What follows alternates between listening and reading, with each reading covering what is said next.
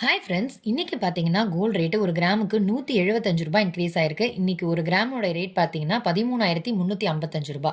So இந்த மாரி நிலைமையில நம்மளால வந்து ஜுவல்லரி பர்ச்சேஸ் பண்ண முடியாது. ஆனா வந்து நம்ம 1 கிராம் காயின் அந்த மாரி பர்ச்சேஸ் பண்ணிக்கலாம்.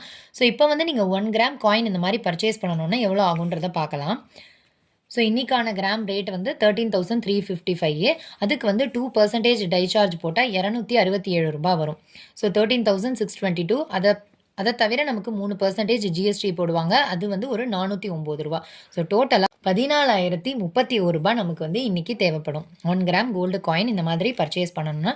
இப்ப வந்து உங்களால இந்த மாரி ரூ. 14,000 கையில இல்ல அப்டின்னா, நீங்க என்ன பண்ணலாம்னா, இந்த மாரி வந்து ஒரு 100 மில்லி காயினா கூட பர்ச்சேஸ் பண்ணிக்கலாம். ஸோ 100 மில்லி வாங்கணும்னா நமக்கு வந்து ரூ.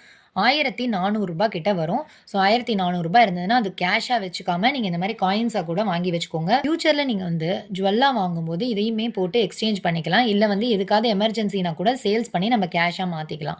ஸோ 100 மில்லி வந்து உங்களால வாங்க முடிஞ்சா கூட அதுவுமே நமக்கு வந்து ப்ராஃபிட் தான். இந்த மாரி கோல்ட் ரிலேட்டட் கன்டென்ட்ஸ்லாம் உடனுக்குடன் தெரிஞ்சுக்கணும்னா, நம்ம கோல்டன் கேர்ள் சேனல மறக்காம சப்ஸ்கிரைப் பண்ணி வச்சுக்கோங்க. தேங்க் யூ ஃபார் வாட்சிங்.